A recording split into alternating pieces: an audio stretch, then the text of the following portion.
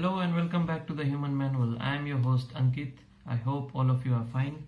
So today we will continue from text 41 and we'll also cover text 42 of the first chapter of Bhagavad Gita. If you have not subscribed to my channel, then please subscribe to it and press the like button if you are liking this video, and also press the notification bell for new notifications. So before wasting any time, let us start. Om Agyantimirandhasya Jnananjana Salakaya Chaksusurunmilitam Yena Tasmai Sri Gurave Namaha. Chapter 1, Text 41. Sankura Narakaya Va Kulagnanam Kulasya Cha Patanti Pitro Hi Esam Lupta Pindodaka Kriya. So, in text 41, Sankaro Narakaya Va Kulagnanam Kulasya Cha. Sankaro means unwanted children or the unwanted population. Narkayeva gives way to hellish life. So Arjuna is making the claim that he is making further claims why we should not fight this war. And in this text he is saying that because of these unwanted children, it will make way for hellish life. Kula gnanam kulasya cha, and also it will make hell for those persons who destroy the dynasty. So it's wise not to fight this war, because not only just the family tradition would be destroyed, the population would go towards hellish life, but also the persons who are killing the family, the dynasty, they will also make way for hellish conditions of life. And then he is saying, Pitanto Pitro He Esham Lupta Pindodaka Kriya. So we will read the translation, English translation of this text. An increase of unwanted population certainly causes hellish life, both for the family and for those who destroy the family tradition. So as I said, Sankaro Narkayeva Kulagnanam Kulasya. It means an increase of unwanted population certainly causes hellish life both for the family and for those who destroy the family tradition.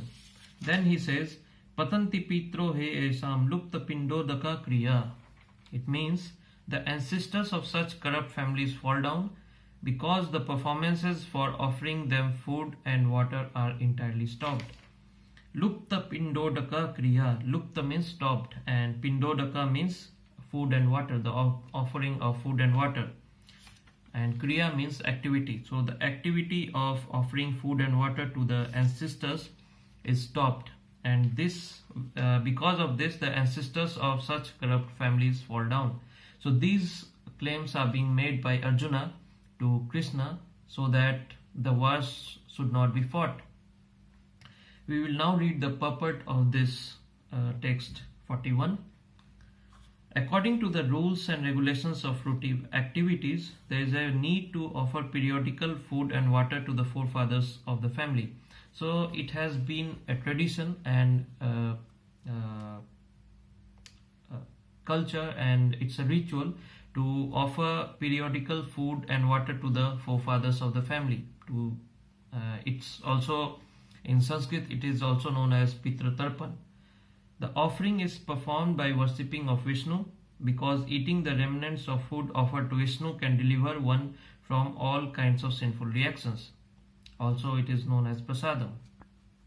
So according to the rules and regulations of fruitive activities, it's according to Vedic rituals, it's a custom, it's a way to offer periodical food and water to our ancestors. In this way they get relieved from their hellish conditions of life and they go back to Godhead, to go back to Krishna.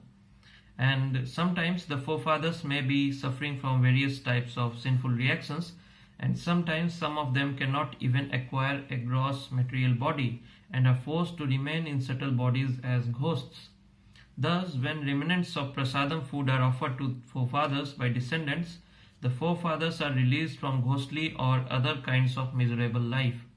So, as we got to know that when we offer the food and water which is to Vishnu or Krishna, and then we take that prasad or prasadam to and offer it to our forefathers or to our ancestors who might be living in a hellish condition, or maybe they might not have even a gross body, then they would get relieved from that condition. Thus, when remnants of prasadam food are offered to forefathers by descendants, the forefathers are released from ghostly or other kinds of miserable life. Such help rendered to forefathers is a family tradition, and those who are not in devotional life are required to perform such rituals. So there is one point which is to be noted. Here it is being said, such help rendered to forefathers is a family tradition, and those who are not in devotional life are required to perform such rituals. So what do you mean by devotional life? Devotional life means having devotion for Lord Vishnu, worshipping Lord Vishnu. But here it is being said those who are not in devotional life are required to perform such rituals. So it means those who are very inclined, to worshipping Lord Vishnu, are worshipping Lord Vishnu with all their devotions and faith and with all their endeavors. They are not required to perform such rituals. One who is engaged in the devotional life is not required to perform such actions. Simply by performing devotional service, one can deliver hundreds and thousands of forefathers from all kinds of misery. It is stated in the Srimad Bhagavatam, chapter 11, Canto 11, chapter 5 and text 41. Devarsi bhutapa nrinam pitranam na kinkaro nayam rinicha rajan sarvatmana ya saranam saranyam gato mukundam parihitya kartam. The English translation of this text in Srimad Bhagavatam is, anyone who has taken shelter of the lotus feet of Mukunda, the giver of liberation, giving up all kinds of obligation, and has taken to the path in all seriousness, owes neither duties nor obligations to the demigods, sages, general living entities, family members, humankind, or forefathers. Such obligations are automatically fulfilled by performance of devotional service to the Supreme Personality of Godhead. So it is proved in the Srimad Bhagavatam, the Holy Scripture, also that when one is performing devotional service to Mukunda, or Mukunda means Lord Krishna, Lord Vishnu himself, then he is not required to offer the obligations to his forefathers, his demigods, sages, general living entities, family members, to anyone. It's, as we had already discussed in the Bhagavad Gita in the previous text, that when we offer our obligations, when we worship Krishna, it's like offering water to the roots, and automatically to every leaves and flowers and every branches of the tree gets nourished. So we don't need to offer water to all the leaves and trees. So there is no requirement of all that. So similarly, it's also in the case of obligations to the forefathers or families or anyone. We don't need to do that when we are completely devotionally inclined to worshipping Lord Krishna or Lord Vishnu or Mukunda. Krishna's name is also Mukunda. So the claims of Arjuna in this text are that someone who kills the family also goes to hell. Not only he also goes to hell, but the family tradition is broken. And the unwanted children, because of the unwanted children, they also lead to hellish life. So we should take consideration into that. So this is one of the claim made by Arjuna in text 41. Now we will read text 42, what further claims are being made by Arjuna. Text 42. Dosaireta kula gnanam varna sankara karake utsadyante jati dharma kula dharmascha saswata. Now we will read the translation, English translation of this text. By the evil deeds of those who destroy the family tradition and thus give rise to unwanted children, all kinds of community projects and family welfare activities are devastated. So Arjuna is claiming to Krishna that by the evil deeds of those who destroy the family tradition and thus give rise to unwanted children, all kinds of community projects and family welfare activities are devastated. Now we will read the purport. Community projects for the four orders of human society combined with family welfare activities as they are set forth by the institution of Sanatan Dharma or Varnashram Dharma are designed to enable the human being to attain his ultimate salvation. Therefore, the breaking of the Sanatan Dharma tradition by irresponsible leaders of society brings about chaos in that society, and consequently people forget the aim of life, Vishnu. Such leaders are called blind, and persons who follow such leaders are sure to be led into chaos.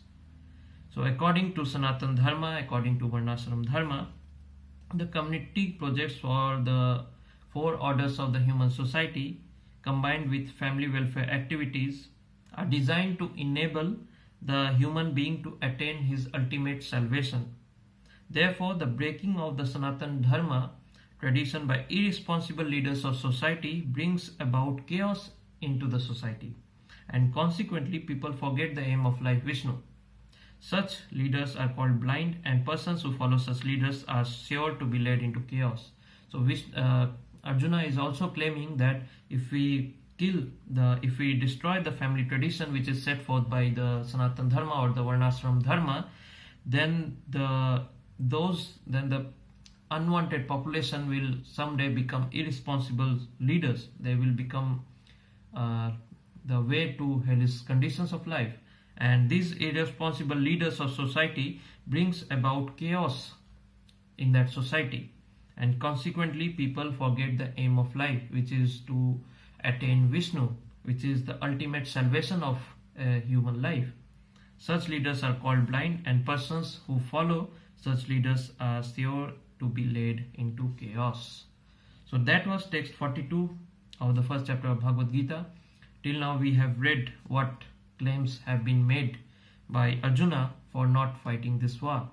We will further read this text, and the next video will be the chapter 1 finale and we will complete with the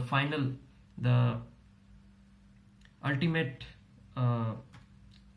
claims made by Arjuna, what further claims are being made by Arjuna, and then we will reach chapter 2, which is contents of the Gita summarized.